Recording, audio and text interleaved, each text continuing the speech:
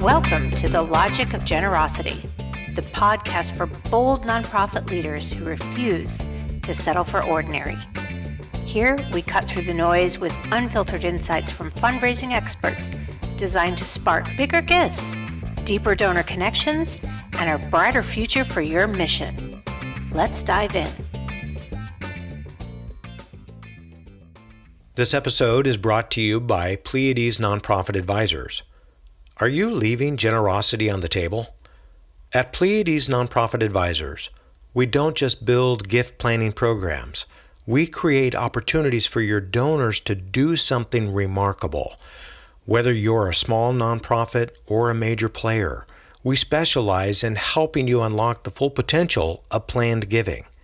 From crafting visionary strategies for deferred estate gifts to sparking immediate impact with gifts of appreciated assets, we bring expert, award-winning talent to the table. Need more than marketing? We go deeper. We'll connect with your donors directly, fostering meaningful conversations that lead to transformational gifts. Imagine this, a program that not only grows your mission, but empowers your donors to give in the ways that they never thought possible. That's what we do. Don't let your nonprofit miss out on tax-savvy giving strategies that inspire your supporters and sustain your mission. Let's build something extraordinary together. Visit us today, because the future of your nonprofit is too important to wait. Links are in the show notes. This episode is brought to you by Stillwater Capital Management. Stillwater Capital Management is a full-service wealth management firm that takes pride in its goal-based financial planning, extensive market expertise, and exceptional customer service. They are dedicated to helping individuals, families, and for-profit and nonprofit businesses achieve their unique financial goals.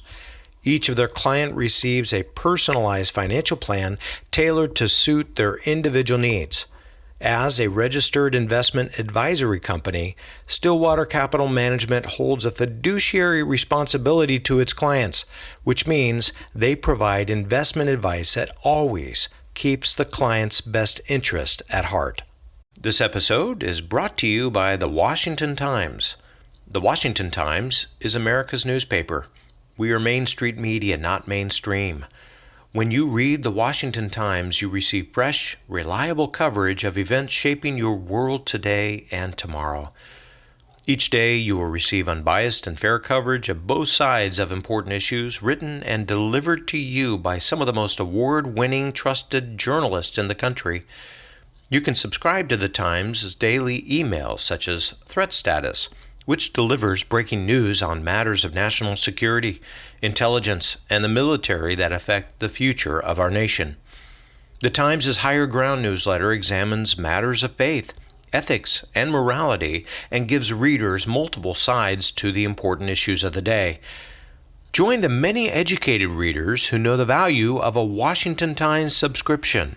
The Washington Times is a leading advocate for freedom of speech and an open discussion of all issues, which is why it is proud to sponsor this podcast. For more information about the Washington Times, please see their website on the show notes. So, what time did you end up making it home yesterday? I think somewhere between 6 and 7. I was pretty tired, so I don't know. My husband picked me up and took me to dinner. And then I came home, took a shower, went to bed. He's a nice guy. He is a nice guy. It's so funny. I think I got home at about 7:30, and I think I was in bed about 9. So Yeah. I just collapsed. No, great session yesterday, by the way. You did a wonderful job. I've actually, just so you know, just heard from Olivia, who just shared, the event was so timely that she ended up having a life estate conversation with her staff about a particular donor right now. Oh, wow. That is just about considering a life estate gift. So That's amazing. And she goes, so thank you just for the timing. Ah. It's like, yeah, you're welcome. That's great. Who knew? I know, exactly. So anyway, it was very well done. And again, I've heard from a few people who just appreciate. I think one of the things that a lot of folks here is like there's some fantastic technicians in the industry, folks who've been doing this for a long time and they're really good at what they do and they're just super savvy. And then there's the rest of us Yeah. who really have no background in this space. And, we come across something kind of like it hits us from, left field and we're just like, oh, I don't even know what to do. And you did such a good job of describing kind of what happened to you in the process of discovering that you just inherited a life estate gift. And by the way, this is going to take you 8 months to figure out to get closed. Yeah. So the presentation was really good. And I think it just, if anything, just humanized the field a little bit for a lot of folks who are just going to be just otherwise never wandering into the space. I just think about a number of conversations that I've had just recently about one organization that just is very hesitant to receive real estate. And it's like, guys, look, real estate is what you need to receive. There just needs to Hmm. be some due diligence on the front end by the organization, hopefully by having some key people as well as understanding some of the procedures that need to take place in order to conduct that due diligence to make sure it's a good property to receive. But then Yeah. on top of that, to make sure that, you kind of have the wherewithal to know what to do with it. Well, So that's good because now it hopefully will give people confidence that they can receive real estate or do a retained life estate, and they don't have to know all of the things, that there are some lessons and research and resources out there that they can avail themselves of to make it an easier process than what I had to go through. you were smart to be able to put together your advisor team and the Hmm. professional advisors who are going to be kind of coming together. And of course, I'd imagine it's a little bit like herding cats and trying to get all the sequencing and the orchestrating of those individuals to do the job that needs to be done, which that's really what you're good at, by the way. I've seen it with the conference. I've seen it with other things. You're very good at getting committee buy-ins, so to speak. But to be able to have the bench strength of those particular professional advisors to come in and to Hmm. complete their role, that's really necessary as a part of the process. Yes. And the fact that you were able to find one realtor who Yeah. One specializes realtor. in farm sales or avocado ranch sales, that's Right? just like because they're out there and I can find them anywhere, right? It's like, So no, you can't. funny. So I had a question for you, and that is, how long have we been doing this? Well, I think it started at the Y when I was at the YMCA because I wanted to go to the New Orleans conference.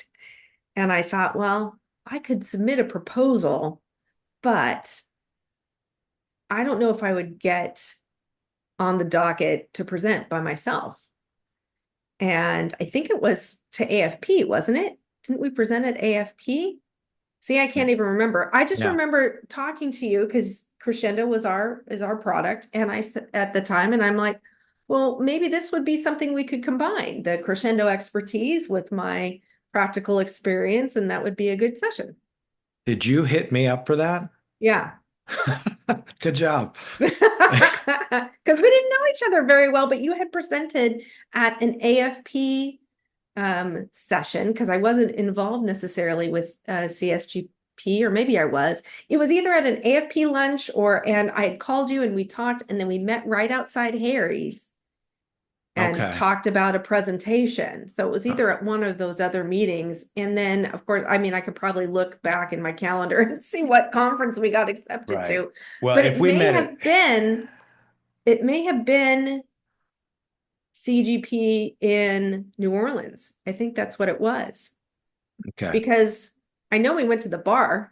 We met Yeah, Shannon there and we that's met right. Allison there Right. and Kevin. And I Yeah. think we also presented. So, Okay.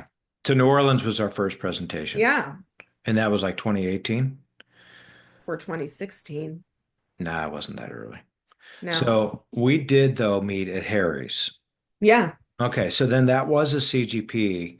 Santa Barbara. So when Santa Barbara was still a chapter before they Yeah, eventually before they merged with merged. But LA. AFP met there too, so I could have either Oh, one because I no, think you presented at AFP a couple times too. I did, but I don't remember presenting there. Do remember presenting for CGP when Rochelle Rose was kind of spearheading all that. Yeah, So I so think that that's must what have that been it. was. Yeah. Okay. So Yes, because and Rochelle was still alive and she right. came with us to New Orleans stuff. That's right. That's right. Well, Hmm. she was super, so good about being responsible to regenerate that entire conference in Santa Barbara. Yeah. So we're indebted to her for that. And then we went on and have done a number of things, right? We've done several different Yeah, presentations we at have CGP, and CGP and Crescendo's conference, and I think at Western Regional, Mhm.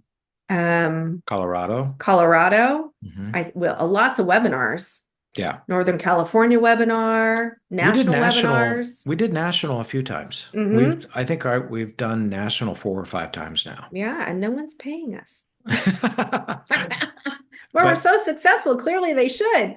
I know it. I know it. So when we did, I think that in my mind, this is just something that I think was such a impactful session that we ended up doing was when we had you, we had Aaron Levinson, and we Hmm. had Vince Framini Hmm. on a webinar, Yeah. and we called it the Delicate Dance. Hmm. And I don't know if you remember what it is that you chatted about because the gist was, what do you do? And if I don't know if you remember that particular session. I do. Okay, good. All right. So basically, it was like, okay, it's your first year in gift planning. Well, I think I even said your first 100 days or something like Yeah. that. So your first year in gift planning and the things that you need to address that are the most important. And there were three major takeaways that I took from that particular session that we had together, one from each one of you. Hmm. And do you remember what it was that was your most important? I may have been the audit. Yeah, that's what it was. Yeah. Yeah, it's doing that audit of your Encore Society members to make sure that that list is up to date and your paperwork is aligned because that is what's going to inform what's going to happen for you in the next years. Because if you're recognizing someone who hasn't given, they shouldn't be on that list. And if you have all the paperwork lined up and somebody that gift matures, you are ready to go with making sure those donors' wishes are honored. But if you don't have your paper, if you don't have things organized, it's going to be a very difficult road. So go into that for just a second about as far as the paperwork, as far Sure. as the organization. So in your mind, what are the key ingredient pieces of paper or Yeah. documents that you need? And of course, our institution, the Music Academy of the West, been around for 78 years now, and our paperwork was a mess. We had started a legacy society. We had said, please join, but we didn't necessarily get people's paperwork. And then they would pass away and we wouldn't have anything to show their estate. And so when I came on board, I'm like, well, we've got to go through all of this. I mean, it's what I do at every organization anyway, but as a standard practice. But it was also March 2020, so I needed something to do because our endowment campaign had been postponed for a hot second.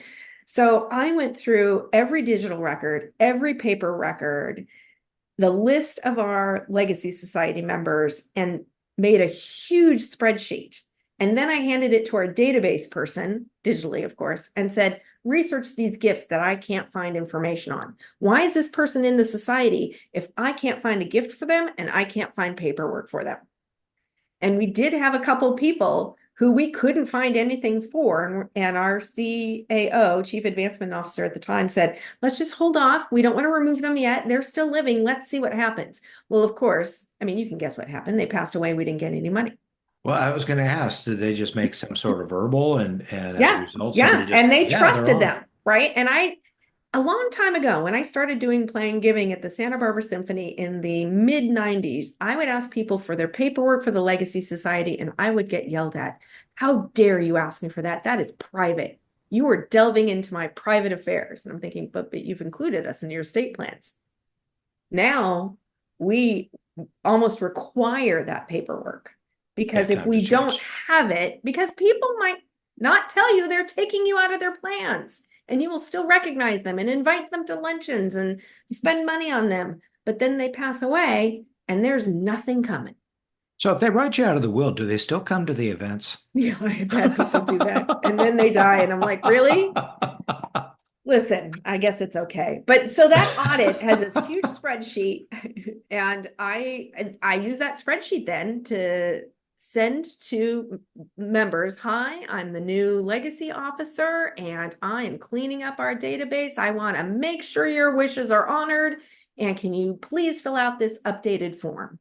And people filled it out. Now I have a handful of people that still haven't filled it out, or they haven't disclosed the vehicle or the range. That's fine.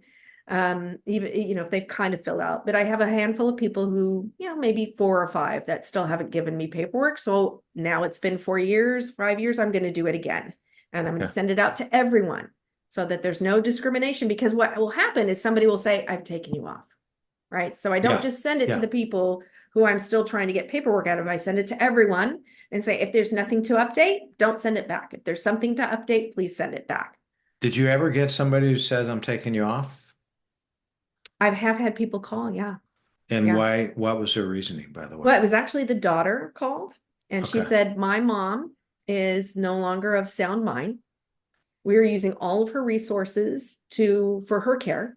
Uh-huh. And so anything that she has put in, we're not acknowledged. And it was a revocable, so that's fine. Sure. I have had someone who we didn't have paperwork for. Actually, it was really an annual pledge, but she passed away. That annual pledge was verbal, given to our former chief advancement officer, and he documented and wrote up that pledge on a verbal, a verbal commitment, which we don't do anymore. We Sure. have to have it in writing. Because she passed away before her final payment, we have nothing to show the estate, and so they will not fulfill that last pledge payment. I see. So I highly recommend having paperwork for annual, or especially for legacy gifts, even if it's revocable. Yeah. Oh, for sure. Wills change all the time. Yeah. Estate plans change all the time. Of course they do. Families come in and make adjustments. Even though I do find it interesting that they're going to be using the money for all of her resources.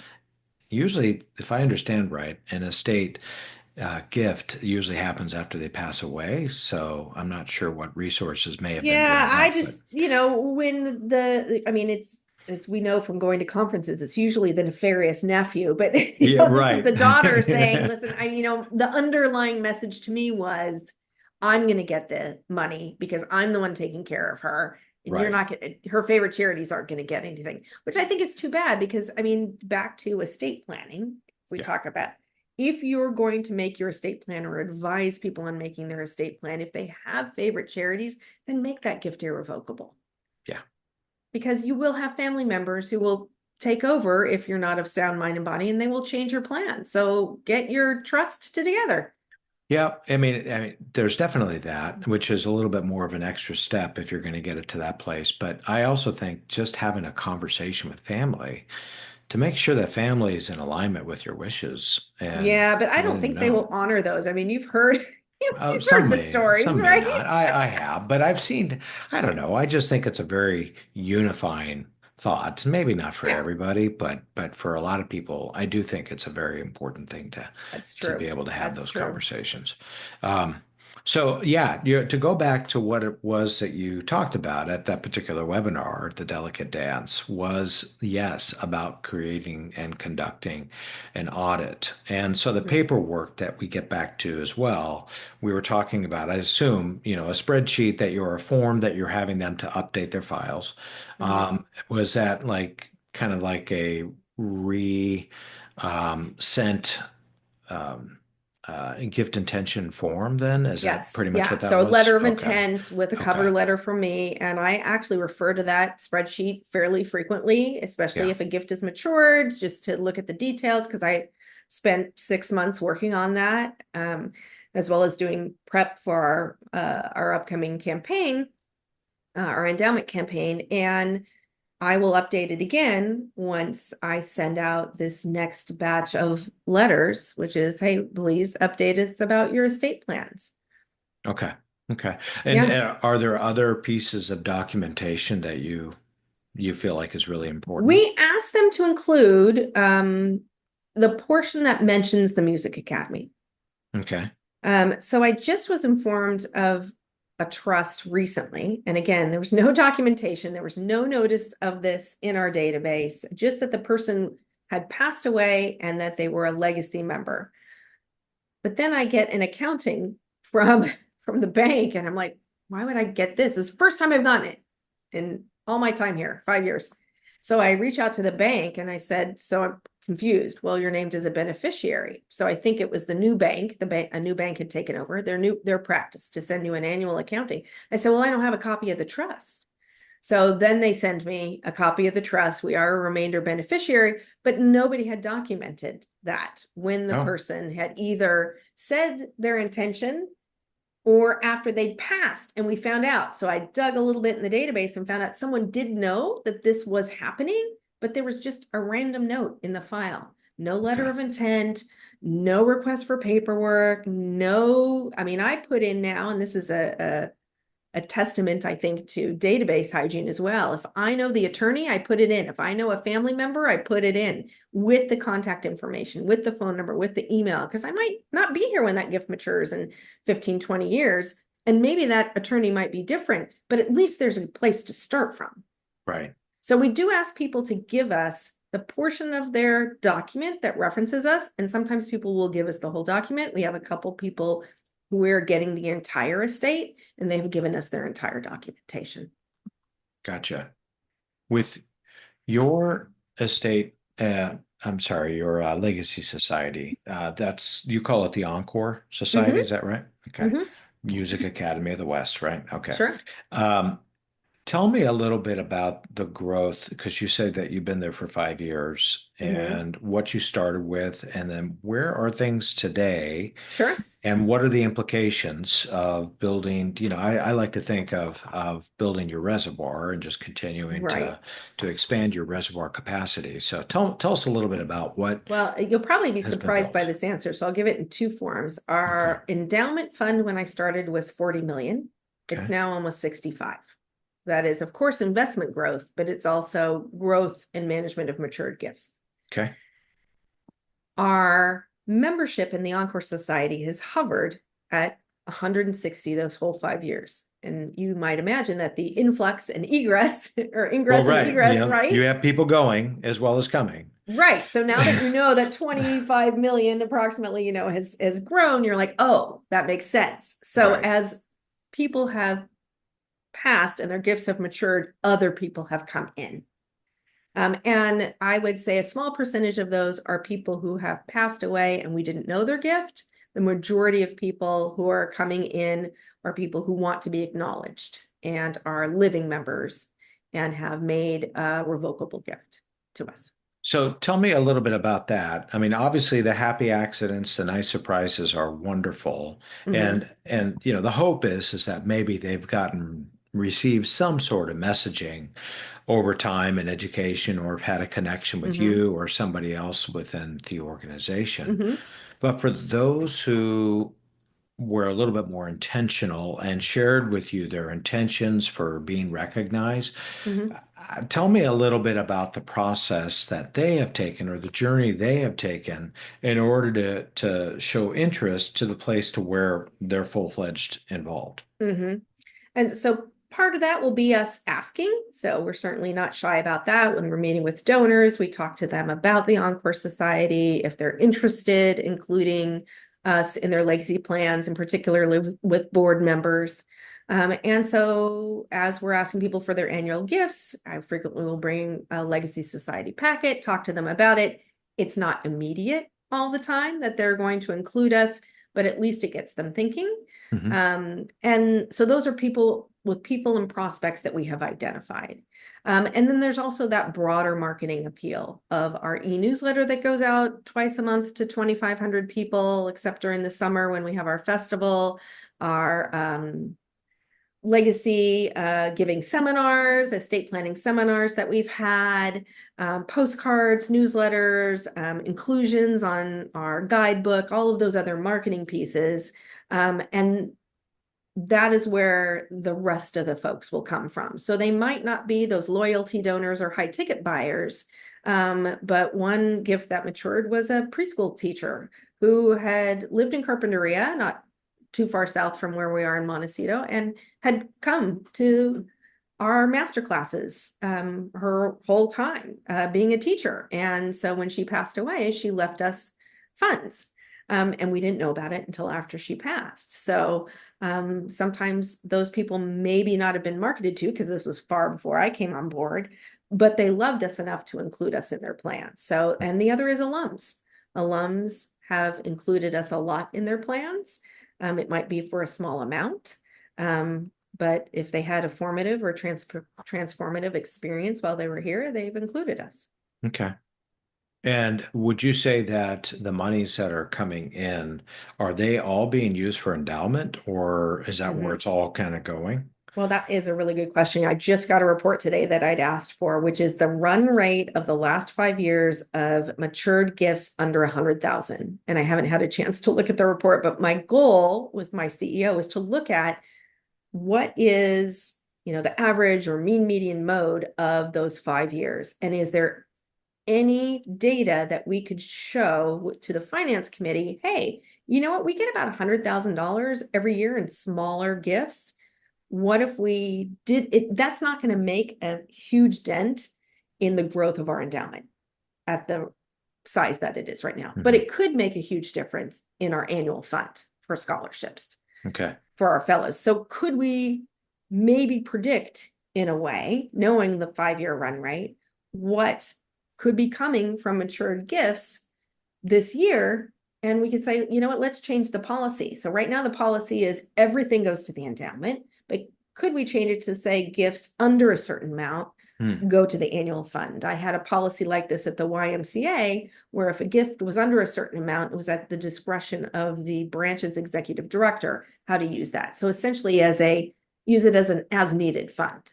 But if it was over a certain amount, it went to the endowment.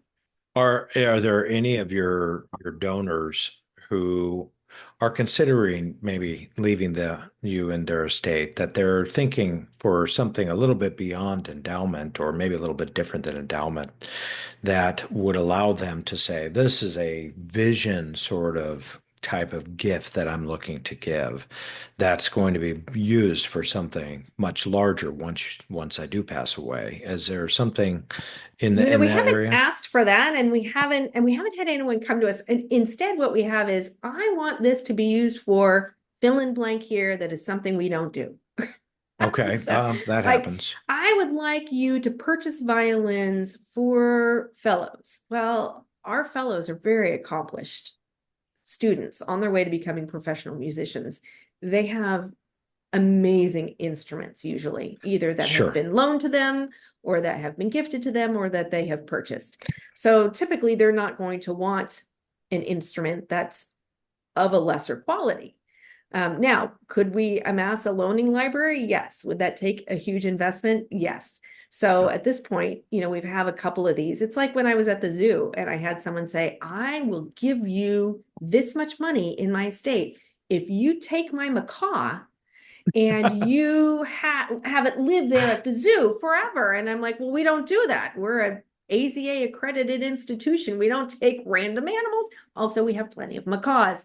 So we really try to, and the gift with the violins was made before I came on board, but we really try to steer people to all of our 140 to 50 students are full scholarship. That is room, that is board, that is tuition, that is transportation. Yeah. That is our biggest budget nugget, is taking care of that and putting on the performances that our fellows participate in. So we want money for those scholarships, whether it's the $15,000 to $25,000 annual gift or a $300,000 endowed gift. We want that for the scholarships. I mean, we've been full scholarship since the 90s. So we don't ask for other things. We will do day-to-day annual fundraising for capital improvements and all of those kinds of things. But in general, for the endowment, I mean, a lot of those do come as endowed scholarships, but or contribution to an endowed scholarship. Gotcha. Okay. Yeah. All right. I'm going to shift gears here just a little bit Okay. because I'm just thinking about the webinar that we did again. Mm-hmm. And I don't know if you remember Aaron Levinson's answer that he gave. That he Uh, wanted snacks. well, besides that, yeah, he wanted snacks. That was always kind of in his comments. Yes, that will there be snacks? But with regards to the takeaway that I had anyway from that webinar, do you remember what I took away from that webinar? No, I don't. Please share. Oh, I thought you knew. Well, his whole thing was just re-engagement of relationship. Mhm. And of course, being at the LA Jewish home, he's kind of got a captive audience of Yep. relationship building. But you do too. And so Yeah. I want to hear a little bit about this side, and I feel Mhm. like it's a good segue to kind of get to the value of how much importance you place on relationships, but Mhm. also the platform that you use in order to make those relationship opportunities happen. Can you Mhm. share a little bit about that? What does it Sure. look like for you? And then how do you do it? I mean, really, Yeah. literally just kind of walk us through how you do it.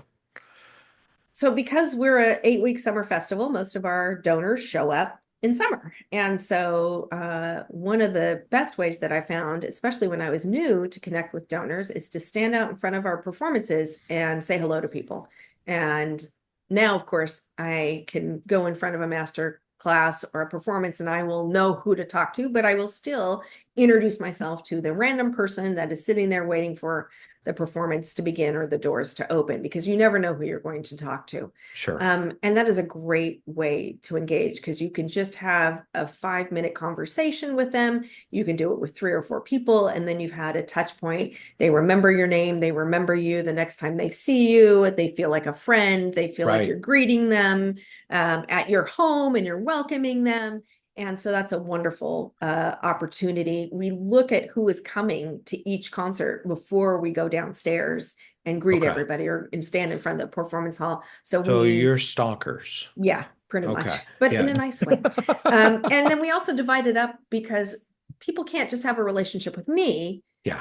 I can't just be the only catalyst. And so our development team swaps off. And when we make sure we have coverage at all of the events That's so smart. that somebody is there. So if I know my donors are going to be there, but I can't be there for whatever reason, then someone else will pick up that mantle and make sure those donors are greeted and everyone is said Yeah. hello to. That's I really think smart. the other thing that we can do is, if you see someone's going to be at a class, you can say, can I meet you for lunch ahead of time? Can I meet you for dinner before this? Can we meet at intermission and share a cookie or a snack? So using the events as an opportunity to meet with the donors because you know they're going to be there. And then before the festival and after the festival, we use that as a point of engagement too. Hey, things are coming up. Here's all the exciting stuff. Just wanted you to know. So calling, emailing, personal notes. And then during the festival, if people have a lot of encore members, legacy members who came for 20, 30 years, but aren't in the position anymore, either physically or regionally to come. So sending them the program book, telling them an exciting tidbit, Mhm. and mailing something to them, a personal mailing, not just an email, but here's the guidebook. I've selected a couple pages. I've written a couple notes. And then after the festival, calling folks to engage them. Did you enjoy? Wasn't that fun? Here's what are some things that might be coming up for next year. So kind of keeping that trajectory going, because 2 months may seem, I mean, it's long when we're in it. It's a marathon, not a sprint. But the other 10 months, how do we keep them going? And that That's is with really those conversations. That's really thoughtful. I mean, just the follow-up that you're talking about and the Mhm. including of, hey, you know what, you may not have been able to make it, but here's what happened, and kind of updating them that way. Yeah, I want to go back to a couple things that you just sure. said that I think are really, really vital here. When they go to a performance, it looks like you're looking at maybe the fact that they're registered to attend the Yep. performance. So you're already thinking, okay, what is my next step with them? So Mhm. is that something you're inviting them prior to if you have a relationship? Not necessarily, because people buy tickets as early as March. And so March, April. So what we do, there's two ways that I have done it. If a performance is sold out, and we always have advancement tickets. If I want to engage with someone, I know that they want to come to this event, or I see they're on the waiting list, I can call them and say, I have a ticket for you. Would you join me at this performance? And so that's Oh, a point of nice. engagement. Okay. If we try not to give away too many tickets for free because it's an earned income Sure. line, but the other is we look at those, we call them manifests, like a ship manifest. We look at who's coming and we may reach out and say, hey, I know you're coming to this. Can we connect? So it, and now what was your question again? Yeah, well, I mean, no, it's just trying to walking me through this process of what steps you are taking. And Oh, obviously, here's the thing is that what I've noticed that is either there are maybe the mistake of moving way too fast in the process got and it. asking right out of the chute. And it's like, Right, stop it, stop it, stop it. right. This is cultivation, this is Yeah, discovery, this is identifying interest and passion and heart and all that good stuff. But it's also a part of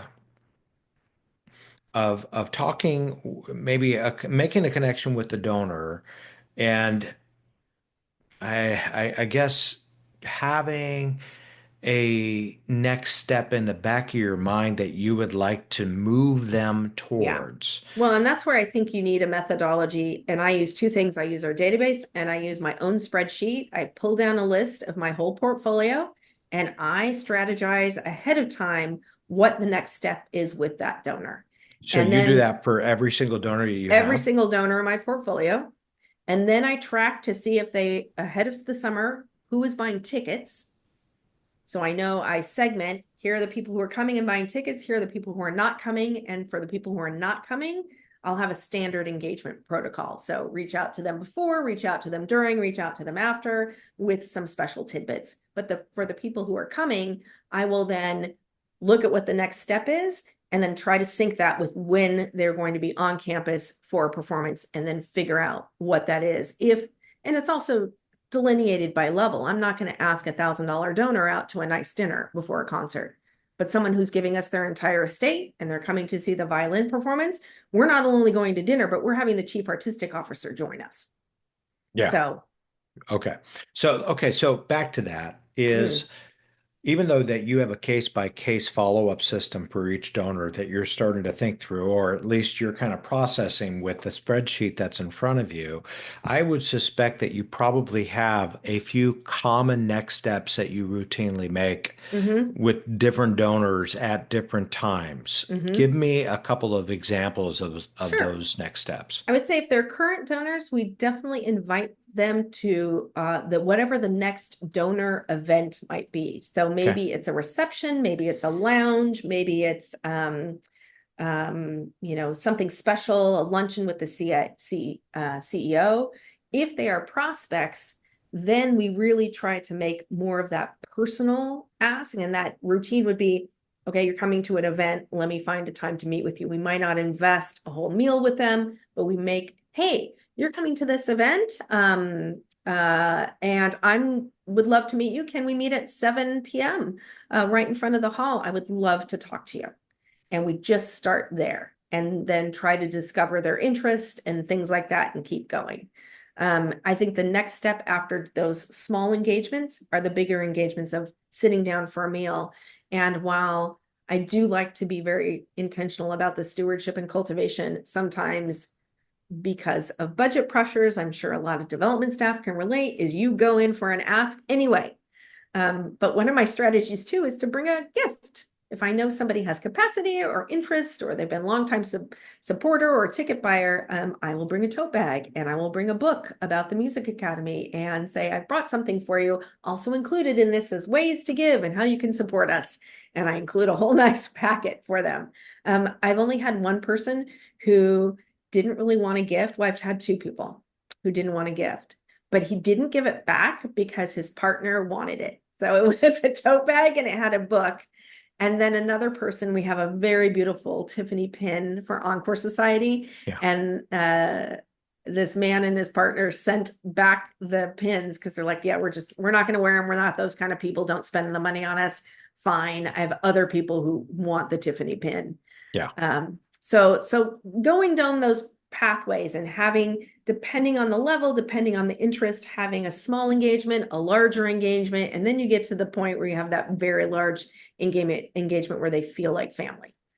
Yeah, it's really interesting because at least what I'm hearing, and you got to confirm this for me, is that when you go out and you connect with the donor, not only do you have a next step, but you're always trying to offer them something. Yeah. And obviously it's going to be moving towards an ask, but you're always bringing something to the table that hopefully presents itself with some level of value. Yeah. And this may be the difference between arts organizations and others, is that symphonies typically market it as membership or benefits, whereas social service agencies and other groups don't have that. But typically people who want parking, special parking, your own special spot, they're going to pay that amount of money to get that parking. So yes, they are going to get certain benefits, but we also try to have some surprise and delight moments that will continue to cultivate them. Oh, I like along that. the way. Surprise and delight. I'm going to have to like trademark that. Yeah. Surprise and delight moments. Surprise and delight moments. So we actually have a whole plan of our benefits, and we just updated ours for our donors and all our donor levels. But we have, secret to the advancement team and our CEO, surprise and delight moments that we're going to throw out there that are actual benefits in our heads. We see them. The donors just can't see them. And we're going to be like, hey, we're going to have this. It's a surprise and delight moment. Okay. So it's just a little extra perk. And we can also invite prospects to these activities as well. For sure. For sure. And I think, to your point that you have how many events, how many recitals during the Summers Festival? They said 130, but sometimes it's up to 200. So I don't know, let's say 150 to 175. And of those 200 or 175, how many do you tend to attend? Then, like 75%. Oh my gosh. Yeah. Well, you And must I may not music. stay through all. If there's an intermission, sometimes I got to go home and go to bed. Yeah, no We kidding. do alter our schedules so that sometimes we'll roll in about 10 because we'll stay to 10. Right, So, right. Wow. Okay, that's a lot of events, but it is a nice platform and opportunity for you to be constantly in touch, and not a terrible place to work and actually make those connections, because the exactly. Music Academy, by the way, is on the ocean, everybody. Yeah. Not that I'm On jealous. a beautiful campus. I'm Yes. kind of jealous. But okay, so that's really helpful to be able to see how much it is that you were engaging and being thoughtful, not only the relational side. And to your point, I would say that it's so funny. You just talk with somebody for 5 minutes and have a conversation. You're greeting them, and you're talking about where are you from, what do you do, blah blah blah. And then next time, Charlie, how you doing? Oh yeah, And it's sometimes I like, don't remember their name, but they'll remember my name because I have my name tag on all the time. But we're friendly. We've made a connection, and they will come up to me and tell me how much they enjoyed the concert and how special it was and what a great deal it meant to them and how wonderful, what a beautiful day it is. And then I will go back to my office and be, what was that person's name? And write up a little note. I get it. I get it. It's so funny because I'm kind of on the introverted side. It's true. And a lot of people just say, no, you're not. And it's Yeah. like, no, actually, I kind of am. But I understand faking it too. Yeah. And I Yes. understand, when it means you have to be, on, and the on button is on, and that, that you're truly, truly focused in making sure that relationship connection and that people are feeling valued and special along the way. Yeah. Well, can I throw in something here? Speaking of Please. that, Yeah. our business is, as fundraisers, is relationship building, and that can be tiring. And I've talked to a couple people recently who say, you leave a lot of yourself on the table in this job, and it's correct. And I was talking to a colleague. We had a concert last night, And she picked up someone at a retirement home who had trouble getting into her car, Yeah. who seemed to have some memory issues. You know, this is a donor who has loved us and we've loved them, and we wanted them to have a lovely experience. And at the beginning of the concert, they didn't like the wine. They didn't like the first half. They didn't like the first piece. But by the end, the second half was Mahler. They loved it. And that's all they could talk about on the way home. So even though it was a challenge, it was also an honor for that gift officer to have that time with that person and have them be part of the family, pick them up, take them to the concert, drive them home. But it is a lot of energy, and it is you're exhausted at the end of the day sometimes. And we have to remember to take care of ourselves, because we do. And sometimes we have difficult situations where donors don't agree with us or agree with our personal philosophy or are mad because we've changed something. I have a donor right now who's mad because the emails haven't been getting to her. Well, guess what? It's not the Music Academy's fault. It's her email provider. Right.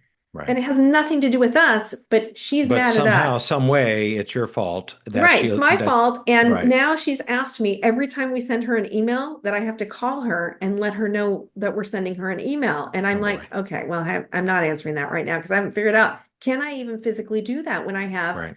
100+ donors that I'm taking care of, plus the Encore Society, plus the And gala. at the end I of the day, she just wants a friend. Or she wants somebody to yell at, which Yeah, is or right. somebody to yell out, which is kind of like a blurred sort of thing. And the fact that she likes Mahler, probably even, you know, So I just, yeah. So I mean, we have to remember to take care of ourselves sometime. And sometimes that is, you know what, not answering that email in the heat of the moment and letting it sit, or yeah, telling your gala chair, you know what, I can't talk right now. I've got a meeting. Let's talk in an hour, and that's okay. Because the donors, if they love us, will still be there. And sometimes the ones that get the most angry at us are the ones that love us the most.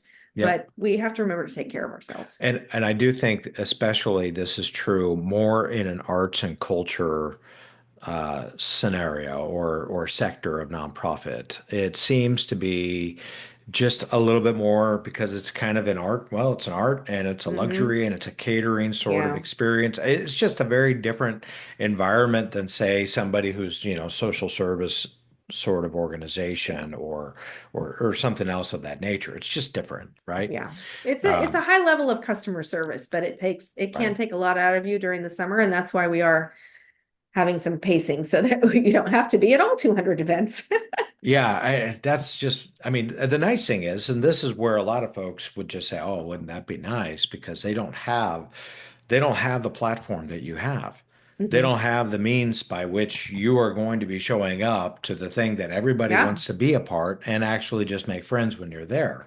yeah. So that's, I mean, that's a really cool thing. But if I start thinking about some of the other organizations, like let's say, you know, higher ed, and they don't really have access to their alumni Mhm. situation because the alumni group is the alumni group and they can't have any part of the alumni because you're treading on our ground and we're fundraising too, by the way, and trying to get people to do what we want them to do. And so it ends up being fairly difficult for some of these other types of organizations that have to more or less invent their platform.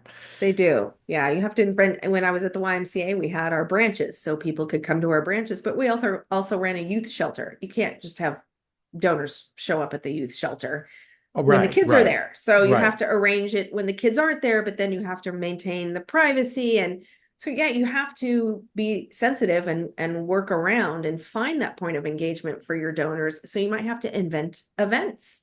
Yeah, tell us Um, about that because I mean it's good, and we never even chatted about this here today. But maybe with your background, because you know a lot of folks who might be listening or watching this on YouTube, they might be just saying, "Well, isn't that nice that she has that platform afforded to her, and that she works on the beach in Montecito, yeah, California? How terrible for at her!" this But beautiful place right here. but you know prior to that you know you were at the YMCA Mhm. and creating events and you did that and you did very well at that. So talk maybe a little bit about that side of things that maybe your current situation doesn't identify with. Yeah, and I think at the YMCA we had 7 branches. One was the Youth and Family Services branch, and every branch was different because they were in a different community. So I would work with them on what events could they use to engage their annual donors, their major donors, and their board. And because it was over 2 counties, even just having, say you wanted to have a gala and have everyone come from all 7 branches. Well, that was really hard because some people didn't want to drive from Camarillo to Lompoc. If you're from California, you know what those word sounds mean, but people didn't want to leave their community. So how could you say, do a whole legacy society event? So one thing that we did that was successful that encouraged people to drive for our encore event was we offered transportation. So we said, everyone someone from your branch is going to come, we will drive you. So just let us know. Got So the that bus was out helpful. and sent them the bus. Exactly. And then Okay. the other was to have an exciting program at an interesting location. And I also did this when I was at Direct Relief International. I'll talk about the why and then I'll talk about Direct Relief. We decided to hold one of our Legacy Society events at our youth center in Isla Vista. And also we had to provide parking because it's Isla Vista, which is Isla Vista, Santa Barbara. So all bets are off in Isla Vista. They But just so- kind of let the students just govern themselves and just exactly. say, But to just have, watch the town explode. we offered transportation and people took us up on it and we drove them out to Isla Vista and we had a really lovely catered brunch. And then we had people speak who were participants in the programs, the parents and the youth. And so it was very moving. And then that kind of spread out because, oh, we went to this great program and we got transportation and it was so moving and so passionate. And then that helped build. And then the next year we went to Montecito after the big rainstorm and people wanted to see how the Montecito Wise building stood up and talk about the renovation plans. So we made an exciting program and offered transportation. Okay. And then similarly, when we had our big fundraising event at Direct Relief, when we were reinvigorating a wine auction, we actually held it in the warehouse where all of the supplies were shipped to all of the locations and the clinics that we supported. And so it took it away from having it be a big fancy thing to, yes, it was a very elegant dinner with lovely wine, but here we are in the midst of the mission. So you're having these mission-driven moments. So I think every organization can do that. If you're an animal shelter, you can find a way to do something maybe in your parking lot or, and have some animal ambassadors. If you're the Y, have it program driven and don't have it at a hotel, have it at one of the branches and provide transportation. There are ways to make it a point of engagement with your mission center right there for everyone to see. I really like that. And I also like the fact that you're doing something unique, not only in a unique location, because I think changing it up makes it a little bit more of a VIP sort of experience.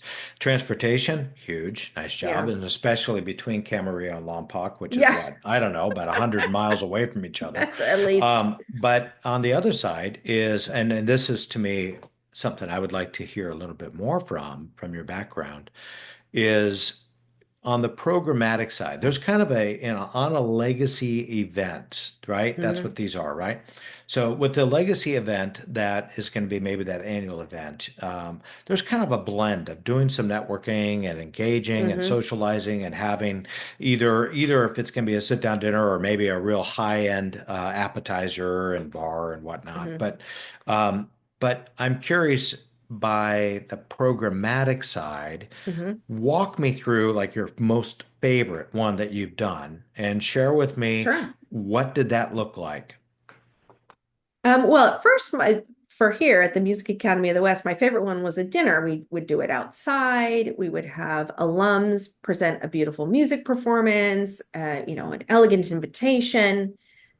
But what I found is that donors didn't really know each other. And our mission isn't necessarily to build community, but when you have your donors who don't know each other, and sometimes they can influence each other, we've decided that needs to be more of a focus. So the last 2 years, instead of having a dinner or a lunch, we've had a reception.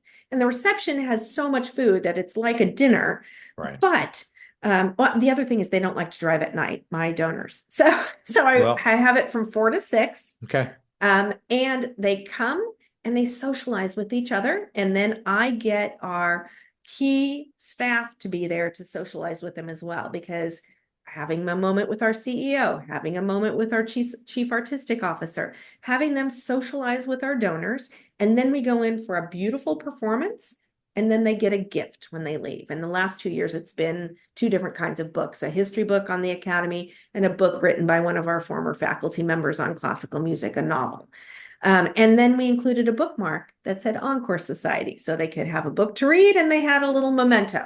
I'll have to think of something new because I don't have any more books left for this year. But the reason why this format has worked so well is they get everything they want. They get yummy food, delicious drinks, opportunity to chat with the CEO, opportunity to network with other people and development staff introducing them to each other. So now they have another friendly face. Maybe it's not an advancement person, but it's someone they might see at a lot of concerts. And then they go in for a special bespoke performance just for them. And then they get to leave with a parting gift. Yeah. And it all is from 4 to 6, and then I can go home and relax. Oh, I like that part too. So, okay, so let's say you're putting this together and you are obviously putting and orchestrating all the components and not only the space and the table and the setup, and we get all that stuff, and the performance of the alums and doing what they're doing. But when you are instructing staff and you have X amount of staff on boards, first of all, how many are we talking about? Well, we have 3 gift officers, if you will, Okay. and then 1 support staff. Right now, we do not have a chief advancement officer, but they'll come on board sometime in spring. Okay. So your staff, fellow frontline fundraisers and support person, are individuals who are tasked to do something Mhm, on the relationship side. mhm. What are you tasking them to do? Well, for this particular event, they are there to make sure everyone has a lovely experience. So that is making sure that if somebody's standing by themselves, they go talk to them. If somebody needs a little assistance, getting into the hall or on into the reception side or need coffee or a glass of wine, so we are customer service, but also going and talking to the people that are in their portfolio so that they can continue to build on their relationship. Gotcha. And then I make a list of all the people that the CEO and the chief artistic officer need to go and talk to. And Okay. because if I'm running the event, I might not have time because I usually stand by check-in and greet every single person that comes through. And I stand at the exit at the event is done and I hug them and give them their gift and thank them for coming. So I Gotcha. might not be socializing, but I'm greeting everybody like their Right. family when they come in and when they leave. So I need to make sure that our team knows who they're supposed to talk to while they're there. I see. You're Julie on the Love Boat. Yes, I Okay. Good job. Yeah, we got the right person. am. So on your portfolio, how many folks do you have at any given time? Between 100 and 125, although we are in the process of cleaning those up because some of the folks in my portfolio are Encore members, but they're not fully engaged with us because they have told us they're opting out of coming to performances again, etc. So those folks I'm going to move to a little bit different category because I know how to steward them and I can make that more of a plan that we can think of ahead of time. Whereas the other people I'm still continuing to actively move through the Okay. process. Okay. And then with the amount of time that you've got all of the administrative, the orchestration stuff that you have to do, the internal meetings, Mhm. what would you say the percentage of time is spent by you engaging with donors at some level? That's a hard question to answer because most of our time in the 8 weeks is engaging with donors. Sure. So I would say, 80 to 85% of Right, time right. is But that. that's And during the festival. But during what the about the festival, rest of and the then year? outside of the festival, I do try to have a meeting once a week with Okay. donors. That doesn't always happen because sometimes they just want to have a conversation, then they say, I'll see you in summer. Right. Sometimes our work can be done over the phone. Mhm. I just had a donor today who picked their scholarship recipient and it was just by email. And they're Yeah. going to come in June and I'll see them then. You raise a really good point because the donors are going to see you when they want to be at a place to Mhm. experience something. And Yep. you're kind of like the gravy on top of that. Yeah. Maybe that's a bad illustration. Whipped Anyways, cream. but okay. But it's a really, to me, it's kind of a hopeful thing to share with a lot of folks who are wondering why donors don't want to meet with them. And Mhm. partly because at the end of the day, the donors feel like they're going to be painted into a corner Yeah. and feel like you're going to be going in for the full court press. And so they're just kind of being a bit standoffish. But you put them to something fun, and that's when they're going to warm up. I mean, that's Yeah. like, you and I were talking about that yesterday. That's like youth ministry 101. It's like, look, there's going to be two questions that every single one of our donors are going to be asking. And it's no different than what happens in high school. It's no different than what happens in junior high. Who's going to be there, and am I going to have any fun? If Yep. I can Exactly. answer in the affirmative of both of those questions, then that's when I'm going to show up, right? Yeah. And Agreed. so that really just kind of comes down. It's like, look, I'm going to be going to these performances because X is going to be there, whether they're Hmm. performers or whether they're friends or whatever. And then I'm fairly sure I'm going to have a good time. Yeah. And then I get to see Jill too, I Yeah. guess, She might be there. if I Although have sometimes I to. strategically will look at who's sitting where on a performance, and I will sit, or one of my colleagues will sit next to a donor if we know Yeah. there's an open seat, so that we can have that conversation with them, chat with them at intermission, things like that. Do you tell the person next to them, hey, get out of the seat. I'm going to sit here. Well, we have to make sure the seat's open. But it has been very successful in me warming up some donors that are not necessarily super Warm. conversant. Yeah. Yeah. Mhm. Or maybe just, I don't know. Yeah. What, But what's, if you sit with what's, them and have a nice chat with them and talk about stuff that's maybe not all music, yeah. then they get to know you as a person and they like you more, Yeah. hopefully. Yeah. Well, you're a likable person, so that I helps. try.